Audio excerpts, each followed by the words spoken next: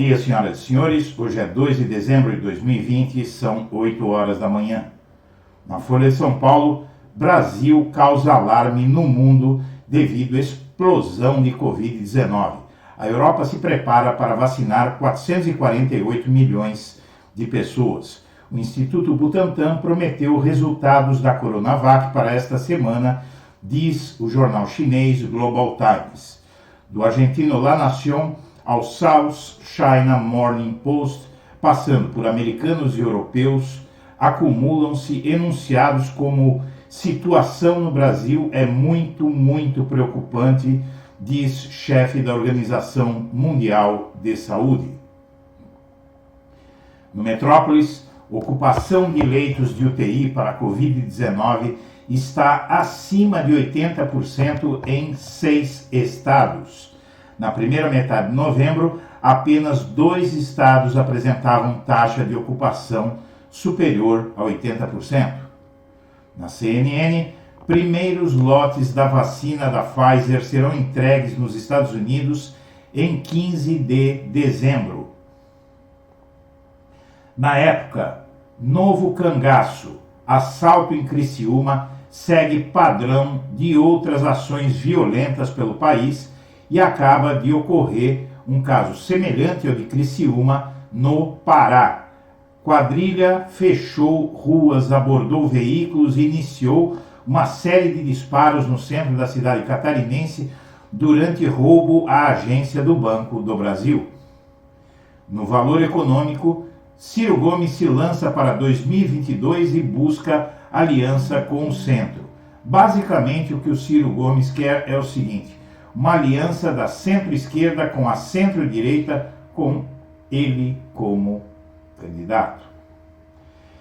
No valor, 16 partidos podem parar na cláusula de barreira em 2022. PSDB paulista declara oposição ao presidente. Partido resiste em apoiar um nome que não seja da legenda para o governo de São Paulo.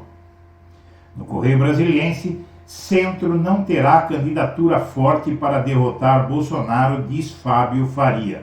O ministro das Comunicações do governo Bolsonaro afirma que o presidente não saiu derrotado das eleições municipais e que, em 2022, o embate para o Palácio do Planalto será, mais uma vez, com a esquerda. Ainda no Correio Brasiliense, Arthur Lira, candidato de Bolsonaro à presidência da Câmara dos Deputados, tenta inviabilizar a candidatura de Rodrigo Maia à reeleição. Bolsonaro dá mais um passo de reaproximação com os vizinhos.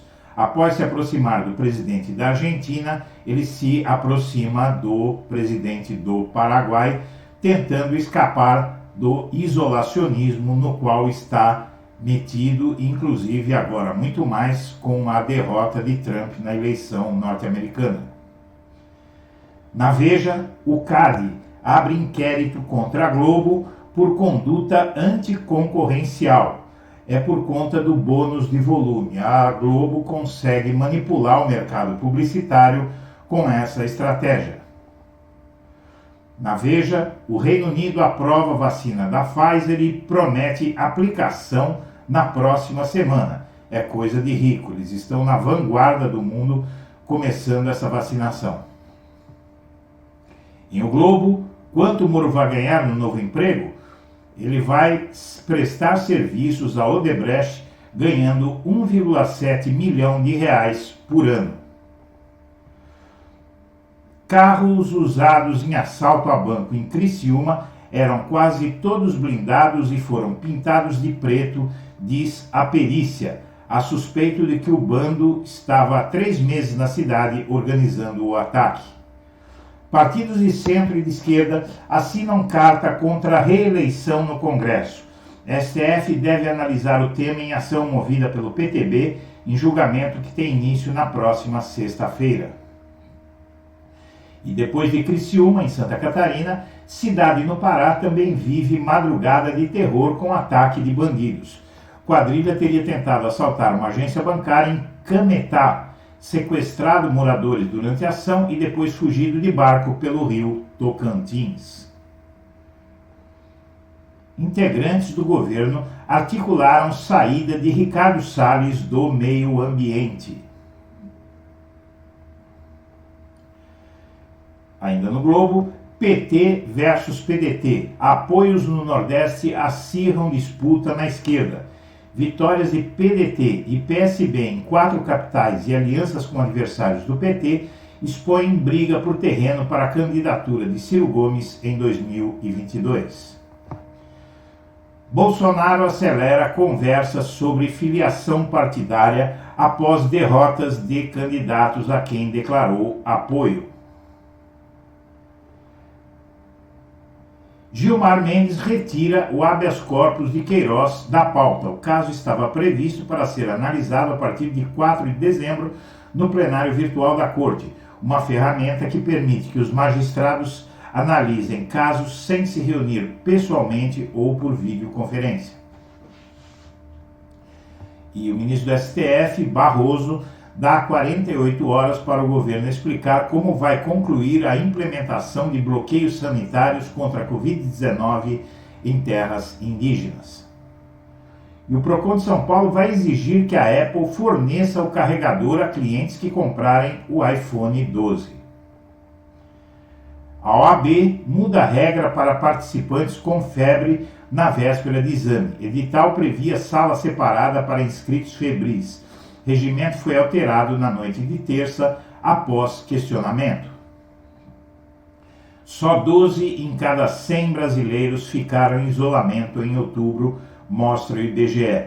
O isolamento social, que já chegou a 60% no país, teve queda para 12%, e aí a explicação da segunda onda de Covid tão forte no país. Nosso combate à Covid é insano. Artigo de Átila Yamarino que você pode ler no blog da Cidadania. Ele diz que repetimos a mesma estratégia que falhou e estamos esperando resultados diferentes. Em 2 semanas, ocupação de UTI para a Covid em hospitais privados de São Paulo passou de 55% para 84%. Cai média de idade de pacientes de Covid em hospitais privados de São Paulo. A média de idade era de 45 anos, baixou para 40. Temperatura não deveria ser barreira para a vacina da Covid-19 no Brasil, dizem cientistas, e eles não entendem porque o governo Bolsonaro não quer comprar a vacina da Pfizer, que precisa ser armazenada a menos 70 graus centígrados. O que se especula é que o custo para manter essa vacina em temperatura tão baixa é o que afastou o governo. Especialistas descartam o racionamento de energia, mas veem conta cara por mais tempo. Combate à Covid é ativo eleitoral e PSDB deve sentar na mesa principal para 2022, diz Dória.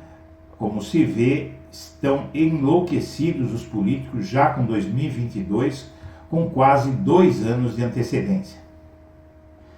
Partidos defendem liberar reeleição de Alcolumbre e barrar a de Maia no Congresso Nacional, candidaturas à eleição. Defensor de aliança com PSB, senador petista reclama de campanha suja no Recife. Humberto Costa critica o tom usado na campanha e diz que torna o relacionamento entre os partidos mais difícil. Em conversa com Huck, ex-presidente da Argentina, Maurício Macri, relata a experiência como presidente.